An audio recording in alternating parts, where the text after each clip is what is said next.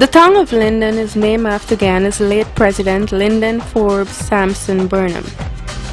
It is a bauxite mining town situated some 65 miles from the capital city of Georgetown and is the second largest town in Guyana.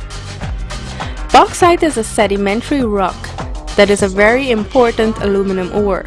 The water in bauxite is taken out of the ore. This leaves a white powder that is called alumina, which is another name for aluminum oxide. Alumina is then made into aluminum. In the 1970s, Linden was declared a township, and the bauxite industry, which it was developed around, was nationalized by the then PNC government. However, this move had a profound negative effect on the industry, mainly as a result of the inability of the then administration to financially manage and sustain it. In 1994, the bauxite company's external manager said that the industry should be closed since it was no longer economically viable. As a result, in the subsequent years, the region was forced to diversify its economic base, moving into non-traditional areas such as agriculture and logging. However, even though residents began venturing into new economic areas, the PPPC government, which took office in 1992, continued to plug resources into the bauxite industry to keep it afloat until interest groups from outside came on board. By this time, Region 10 as a whole began benefiting from significant investments.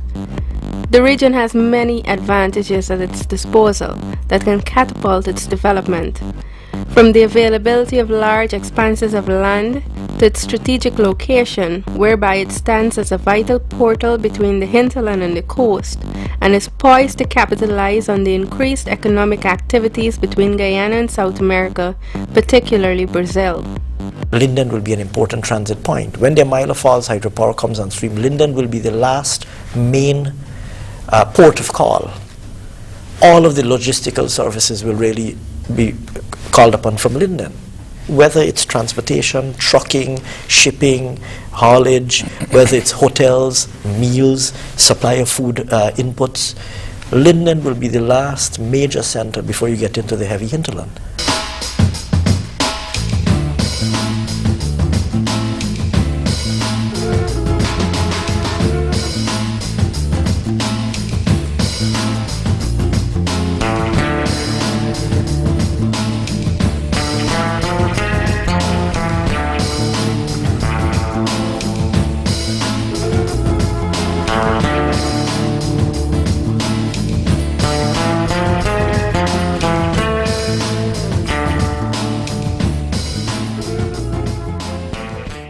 To date, the government of Guyana has invested billions of dollars in the mining town, particularly in the social sectors, and has to a large extent managed to take the region out of the bracket of being a depressed community.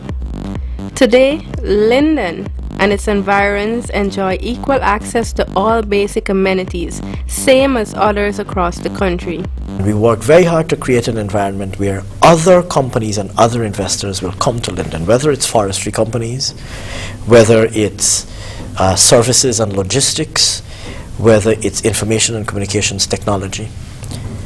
And we now have, I would say by the end of last year, we had a range of investors and investments lined up for Linden that really laid the foundation for very exciting prospects for this town.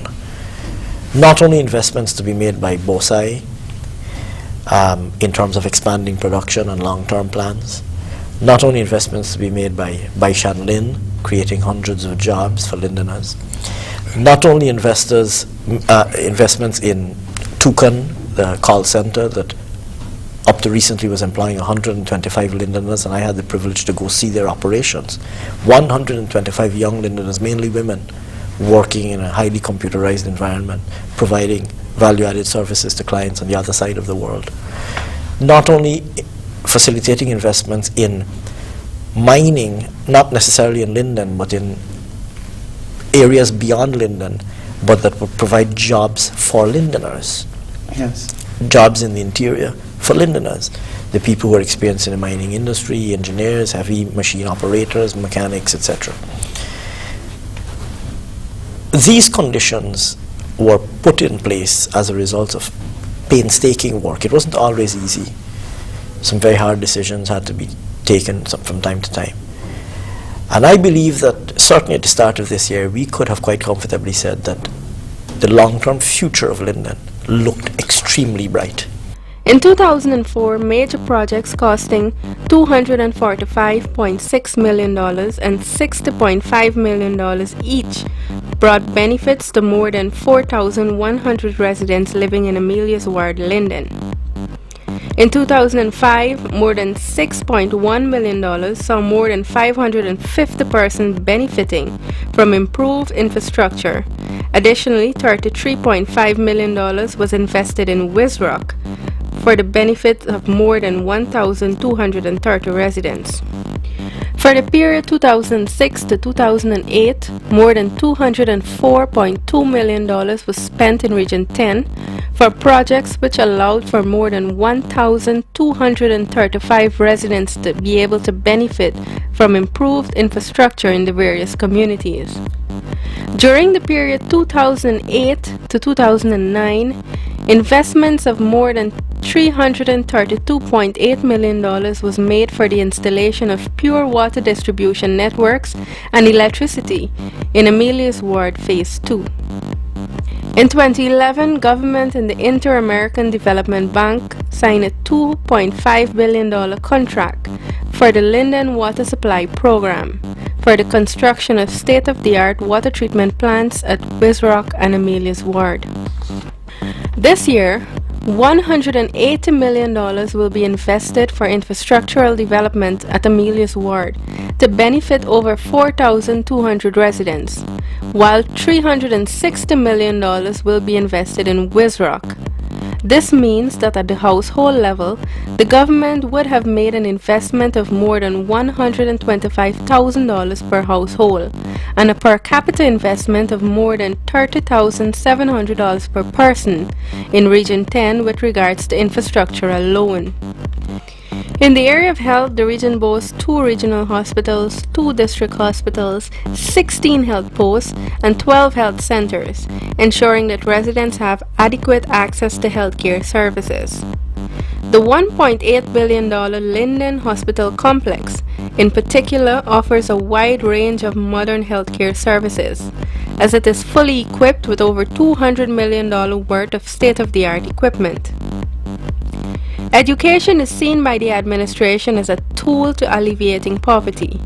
Against this background, Region 10 education system comprises 21 nursery, 31 primary, and 7 secondary schools. There is also 1 technical institute which has an excellent reputation for equipping students with skills needed to support local and foreign investors. When it seemed like all was lost for bauxite, which is what the region is predominantly known for, government was able to convince the Chinese company Bauxite to operate in Linden. Since Bauxite and Rusal have come in, we speak with them, always urging them to do more in Guyana. But it would have to be profitable. It would have to pay its way. As a government, we agree not offering any subsidies or support to them. It would have to be profitable. In the case of Bauxite, they said, but you know what we would like to do? We would like to increase the production of calcined bauxite. And we would like to introduce 2 new products, mullite. And indeed, mullite has been on the list for production in Guyana, and attempts were made way back in the 1950s, early 60s, by a Guyanese-Chinese gentleman named Evan Wong. He was an Alcon Demberman, and he was one of the persons working on that early mullite production way back then. Well, both sides said we're looking at producing mullite, and we're looking at producing something called proppants also. Proppants are very small, tiny marbles like balls that are used in drilling for oil and in gas. So they said we'll do that, and they have a program that would see investments of $200 million US. In fact, we made some arrangements with them where we assigned additional bauxite, and I think that additional bauxite assignment would be our contribution, our 30%, and they would be putting in another $200 million. Presumably that's their 70%. So that was committed to, and it would bring between another 500 to 1,000 employment. Bauxite, which will be expanding production under another agreement with the government, will lead to a massive job creation in Linden, while Rusal is poised to expand production to 5 million tons by 2015 and 10 million tons by 2018. Historically, Lindeners had good fortune of enjoying electricity at a very low cost, which was provided by the bauxite company Denver. Mackenzie was set up as a bauxite mining town way back in the 1917, and that brought in people into that area, and it was at that time very disconnected from the rest of the country.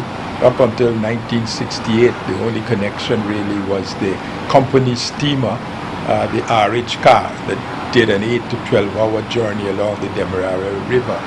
So it was completely isolated, and I don't know when for sure, but maybe sometime in the 1930s, 40s, the company started providing electricity to the Mackenzie area on the right east bank.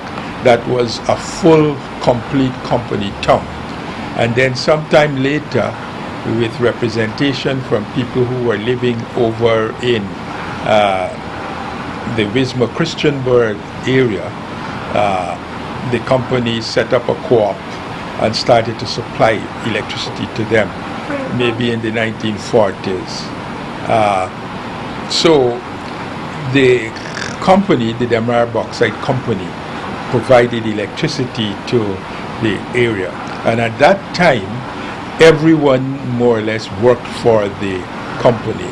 The only people who didn't work for the company might have been some government authorities, the relatively few government policemen, the primary school teachers were government people. The hospital on the other at the time too was a government hospital. So there were few people living in the Mackenzie area and even Wismar-Christiansburg altogether that were not company employees.